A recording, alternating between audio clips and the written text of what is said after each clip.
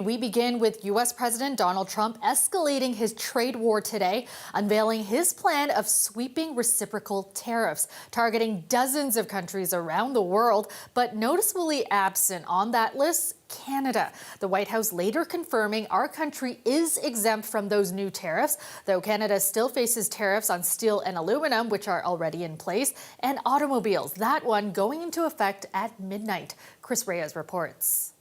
President Donald Trump entered the Rose Garden at the White House with a Make America Great Again hat in hand and took the podium in front of a full audience that included his cabinet, Vice President J.D. Vance, auto workers. He spent the first 30 minutes of his speech railing against all of America's trading partners. He listed one grievance after another to justify what he called reciprocal tariffs.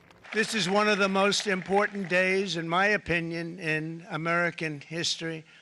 It's our declaration of economic independence. For years, hardworking American citizens were forced to sit on the sidelines as other nations got rich and powerful, much of it at our expense.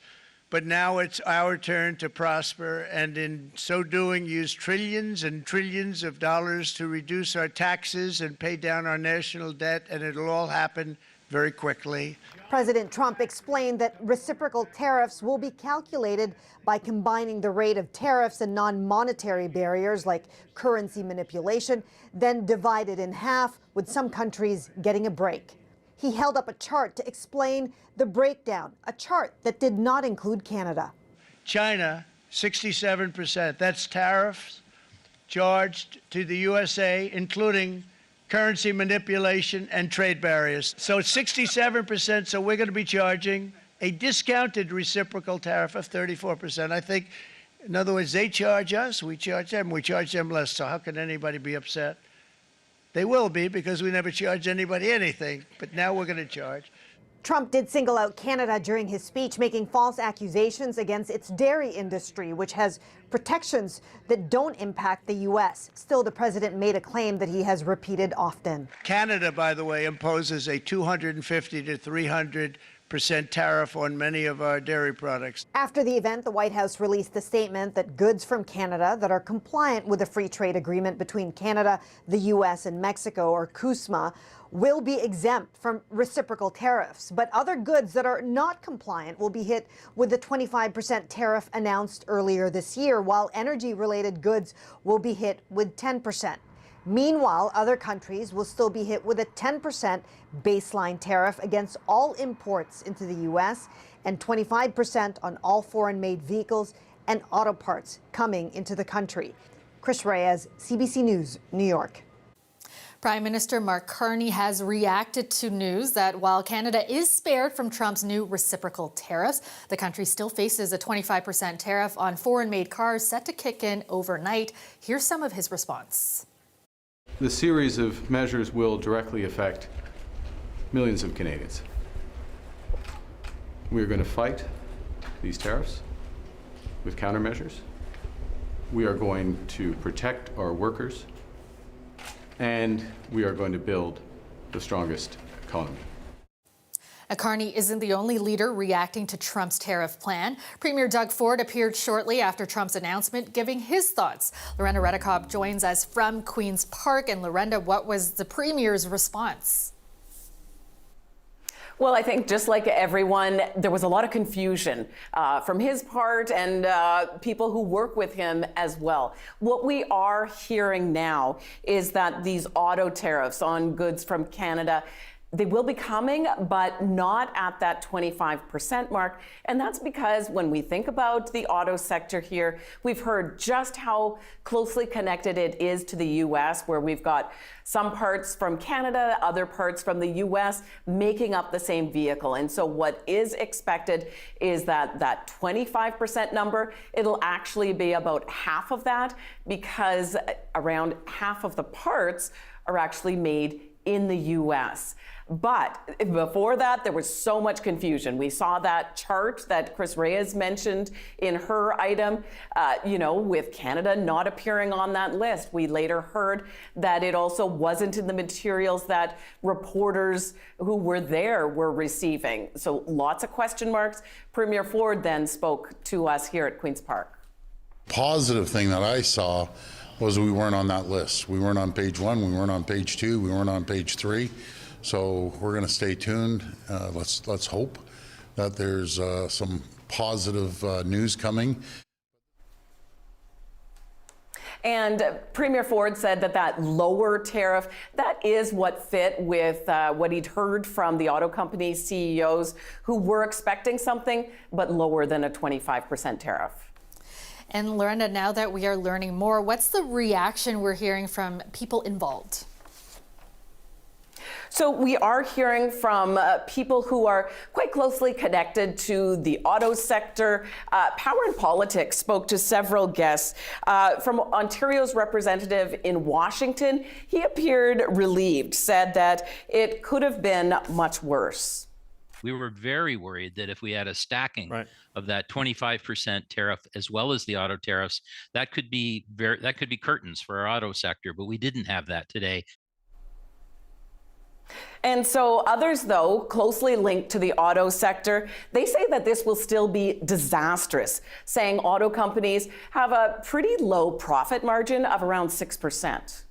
12.5 is gonna close the industry on both sides of the border, like the Ambassador Bridge blockade did. Nobody in Canada should allow Trump to gaslight us into feeling grateful that he didn't smack us harder today. That is for sure. We have a very big problem on our hands.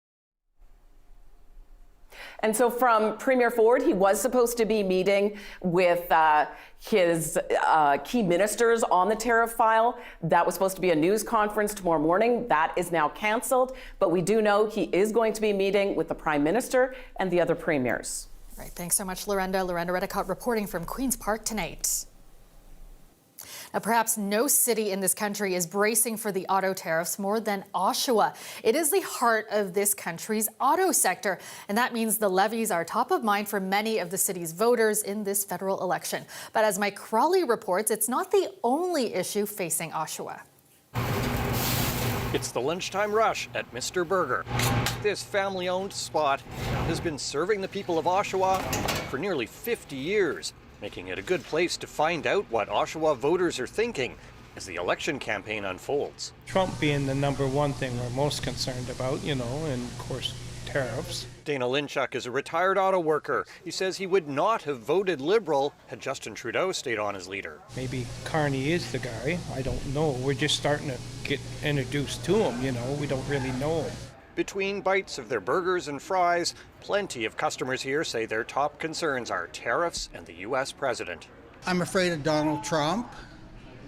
I think the tariffs are going to hurt us. We're going to see some unemployment. George Mitchell lives in Curtis, just east of Oshawa. We're pretty close to General Motors, and that's the major impact is going to be there. The GM plant is just around the corner from the restaurant. And we haul the pickup trucks out of there, and we deliver them to local dealers. We also take them down to Michigan, Ohio, Indiana. So tariffs is going to be a big issue for us. I'm at the end of my career, so I'm okay. But there's a lot of people just in our office that have younger families and mortgages, and I kind of feel bad for them. But that's not the only issue that matters to Harry Porquet this election. Well, I got to be honest, the most important thing is, I think for my kids, how are they going to be able to afford housing? Same goes for Mohammed Ross. Honestly, I would just like to see the kids be able to afford a house. I think that's our biggest issue here. I don't want my kids living at home forever. They don't want to live home forever, right? So another key concern for voters here, the overall cost of living. The price of the price of the rent right now is so high, how they can come down. All food for thought from the customers at Mr. Burger as voters get ready to choose from the menu of Canada's political parties. Mike Crawley, CBC News, Oshawa. We are officially into spring, but it certainly didn't feel like it today or the past few days. The GTA was hit with a second spring storm in less than a week. JP Gallardo reports. Toronto and much of the GTA had to contend with fast-changing weather conditions on Wednesday. A tree on Blackthorn Avenue was knocked down today due to the winds. In the span of a couple hours, the city saw flurries, ice pellets, and heavy rain. Now, despite this inclement weather, Torontonians are trying to stay positive as better days are ahead. It's a spring storm in April. It happens every year. It's going to be 18 degrees tomorrow. I'm looking forward to that. Not looking forward to getting home tonight, but should take a couple hours. Hope the roads are okay. And yeah, just try to enjoy it for today. Trying to stay positive. Thursday is expected to reach around 17 degrees, a stark contrast from the cold and wet conditions today. The City of Toronto opening warming centers as of 5 this evening.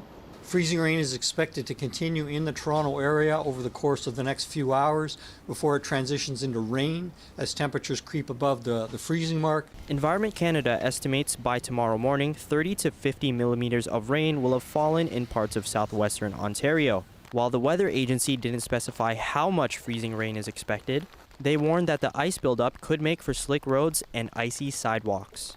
On the roads, the OPP responded to dozens of crashes on highways, bringing in additional staff across the province to deal with the surge of weather-related collisions. Slow down, give yourself space, understand traffic will be moving likely much slower. Watch out for those areas of pooling or standing water. Just be ready to respond to any changing conditions that can happen very quickly. This as cleanup continues across Ontario.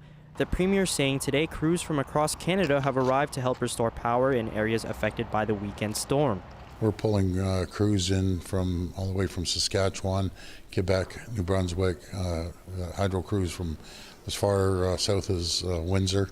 We have 2,800 boots on the ground right now. Hydro One says this past weekend storm was the most destructive in the province since the ice storm of 1998. They estimate that nearly 1 million customers were impacted over the weekend and approximately 192,000 customers remain without power. Due to the high winds and freezing rain across southwest and central Ontario, Hydro One says the conditions could slow efforts to restore power. Updates on power restoration efforts are expected in the coming days. JP Gallardo, CBC News, Toronto. After announcing the suspension of nearly 50 programs, Centennial College now says more cuts are coming. As Nama Weingarten reports, students and faculty are already feeling the impact. Outside Centennial College's Story Arts Center, a promotional sign says, "Get ready." But right now, some students are wondering, for what? Currently, I don't have a plan. Fine arts was my backup for if I couldn't get into product design. Both of those programs she applied for to continue her education got slashed, something she had to find out through her teacher last week. That's after the program she's currently in, Art Design Fundamentals, was included in the 49 programs the college already announced it's cutting. To hear that, it was both shocking and very upsetting. I had spent most of Friday just kind of in a state of shock and upset about it. In an update last month, the school said it's merging 2 of its campuses by the summer of 2026, moving programs from this building right here, the Story Arts Center, to its Progress campus in Scarborough. But as for this latest round of cuts, the school said this week it's making, quote, additional adjustments to which programs would be offered this upcoming fall. They didn't make it clear at this point which programs would be cut or how many staff members would get laid off. The skills in this program are so needed in the industry. For Sasha Borsma, who's on contract teaching film and television business, it's unclear whether the semester will be her last. Heading into a lot of industry hardship at the same time as suddenly having this little bit of money that was going to cover the rent, suddenly gone. It is a little bit concerning. Students also worried about what it all means. If it was cut earlier, I wouldn't have found this program and I wouldn't have found the enjoyment that I have here. I think a lot of students are probably wondering, is my program going to be next? In a statement, the school said the handful of new programs being cut will be from multiple campuses, adding that they emailed affected applicants and reached out to Evelyn to, quote, explore a path forward. The school attributes the cuts to stagnant government funding and a decline of international student enrollment as a result of federal policies. And Centennial isn't alone in this. On Wednesday, Fanshawe College in London announced it's also suspending all future intake for 40 of its programs. That's after Seneca, Algonquin, and Sheridan announced they're suspending programs, putting them on hold, or closing satellite campuses. Centennial College says students in programs that were cut will be able to continue their studies, and programs that were paused may reopen if federal policies change or public funding goes up. Nama Weingarten, CBC News, Toronto. Police say arson is suspected in a fire that destroyed a Toronto landmark. The Big Red Canoe sculpture located at Canoe Landing Park in the downtown core was completely torched overnight. Greg Ross has the details. This video posted to Facebook captured the overnight fire at Canoe Landing Park in the downtown neighborhood, City Place. A sculpture of a giant red canoe is completely engulfed, along with a patch of grass nearby. Fire crews were able to quickly extinguish the flames, and nobody was hurt in the fire. All that was left of the canoe this morning was this scorched metal frame. Yeah, it's a shame. It's sad to look out and not have it there anymore. It's kind of a focal point in our park and in our community. Toronto police say they are now investigating this as an intentional act of arson, but at this point, they don't have any information about potential suspects. I'm very upset and very disheartened that there would be an action like this that would cause the destruction of an iconic and beloved part of our community. Spadina Fort York City Councillor Osma Malik says the canoe sculpture, which was created in 2008, meant a great deal to the community. And the red canoe is called Tom Thompson's Canoe, and it's a nod to the group of 7. It's a welcome to our downtown. It's a play structure for young people. It's a gathering place for our community. The canoe was created by Canadian artist Douglas Copeland. Malik says she hopes he will help the city replace it. Our economic development team has reached out to Douglas Copeland about this incredibly upsetting news and to collaborate and work together on what the next steps are. Malik says she will bring a motion to City Council to start the process of replacing the sculpture. Greg Ross, CBC News, Toronto. The trial of a teen girl charged in the death of a homeless Toronto man resumed today, with the Crown continuing their closing arguments. 59-year-old Kenneth Lee died of a stab wound to the chest after a group of 8 teenage girls attacked him in a parkette near Union Station in December 2022. Prosecutors argue that the girl, who was 14 at the time, was the only one in the group who stabbed the victim and caused his fatal wounds. But her defense lawyer has argued it's impossible to tell who dealt the lethal blow. The teen has pleaded not guilty to second-degree murder after the Crown rejected her attempt to plead guilty to the lesser charge of manslaughter. All 8 girls were charged with second-degree murder following the attack, but 5 have since pleaded guilty to lesser charges. The final 2 teens are set for a trial by jury in May.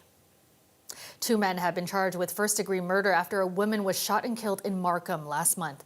York police responded to the shooting inside a home near Markham Road and Major Mackenzie on March 7th around 6:30 a.m. They found a man and woman shot inside. The man suffered non-life-threatening injuries, but the woman was pronounced dead in hospital. A dog was also fatally shot. Both suspects were out on bail at the time for unrelated offenses. York police are searching for 4 suspects in connection to a home invasion in King Township last month. Police releasing this security footage. The men are seen making their way to the back of the house and forcing their way in by smashing the glass door. Now, this happened near Highway 27 and Lloydtown Aurora Road, south of Highway 9, just after 11 p.m. on March 27th. Police say one of the residents confronted the suspects and 4 shots were then fired during a struggle. Thankfully, there were no injuries. Police say the suspects fled the scene in a black vehicle. All 4 are described as around 6 feet tall with thin builds. Hollywood star Val Kilmer has died. The actor succumbed to pneumonia on Tuesday. Kilmer made his film debut in the comedy Top Secret back in 1984. He went on to star in some of the most popular movies in the 1980s and 90s, including Top Gun. Congratulations on Top Gun. Thank you. Sorry to hear about Cougar. He and I were like brothers in flight school. He was a good man. Still is a good man. Yeah, that's what I meant. Kilmer played Iceman, Tom Cruise's nemesis at a school for top American military pilots. The actor won critical acclaim for his turn as musician Jim Morrison in the biopic The Doors and as Doc Holliday in Tombstone, and starred as the Cape Crusader in Batman Forever. Kilmer, who was born in LA, was diagnosed with throat cancer in 2014. He underwent a procedure on his trachea that turned his voice into a rasp. He married actor Joanne Whalley in 1988, their union lasting 8 years. He is survived by their children, Mercedes and Jack. Kilmer was 65.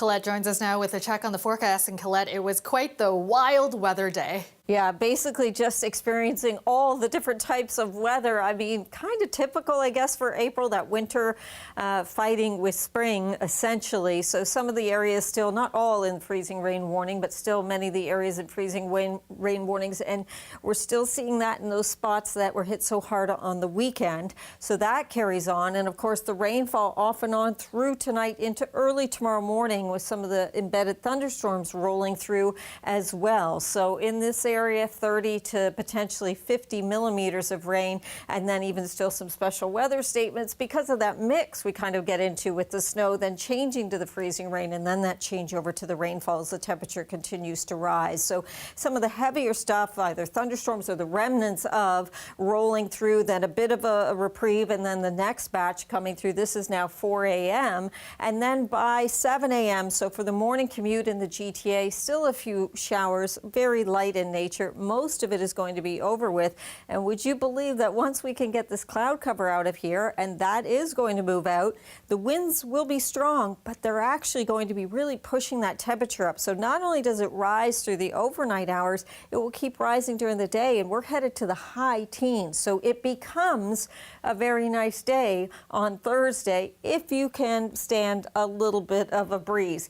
Friday, we'll have quite a bit of sunshine as well, a little more cloud cover to southwestern Ontario, at least for most of the day. And then later in the day, Friday, some approaching cloudiness as the next system will be coming. But take heart, this one with the temperatures will be a rain event, and that kind of comes in overnight Thursday into Friday morning. But with the event we're dealing with right now, that chance of a few areas like, say, Sarnia towards London of exceeding the 50 millimeters, perhaps even exceeding 60 millimeters of rainfall. Some heavy rains. It's not only freezing rain into areas where we had the ice storm, but Barrie, Orillia, significant rainfall coming there, plus those gusty winds over 50 millimeters for Toronto, possibly too. And just checking out those winds tomorrow morning, even some of those gusts, not just over 50, but over 60 kilometers per hour. So much to contend with. That's why it will be nice to be able to maybe enjoy part of the day tomorrow once we get through this. Tonight, that temperature just keeps coming up. 7, then 12 by tomorrow morning, and then 17 into the afternoon hours. Check out Friday. That's closer to seasonal. And then some wet weather does come for the weekend. All right. Thanks so much, Colette. And that's our show for you tonight. Thanks for joining us. Have a great night, everyone.